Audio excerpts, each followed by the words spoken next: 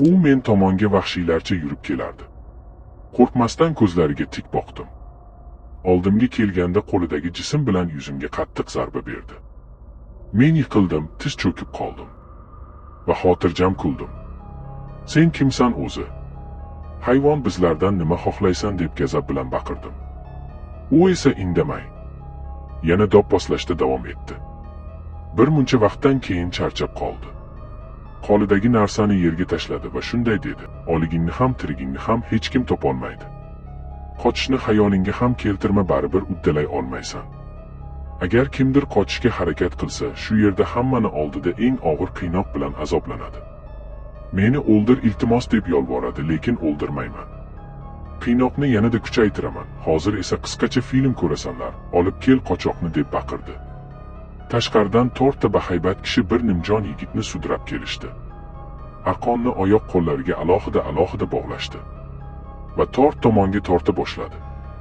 Men va atrofdagilar dahshat bilan bu holatni kuzatib turardik.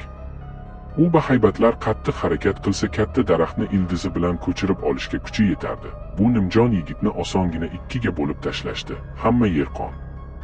Yigitni oyoqlari uzilib yarmidan bo'linib ketdi. Hamma qichqirdi. Meni ham qo'rquv hissi egalladi. Bir kun boshimga shu ish tushishini o'ylab oyoqlarim qaltiray boshladi.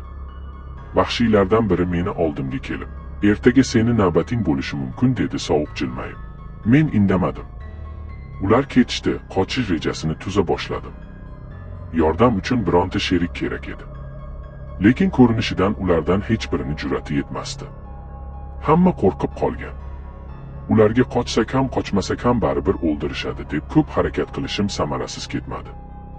Yonimdagi bir yigit "Men sen bilan faqat qo'lga tushmaymiz" deb va'da ber dedi. Va'da berdim.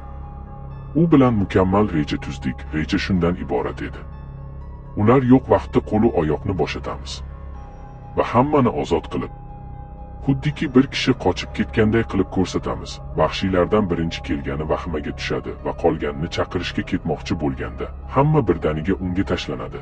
Aniq bilaman, ko'pchilikka kuchi yetmaydi va hujumga tayyorlanamiz. Shu yerdagi barcha qattiqroq jismlardan foydalanib ularga qarshi jang qilamiz. To'g'ri, ular kuchli, lekin biz ko'pchilikmiz. Bu reja yonimdagi yigitga yoqdi.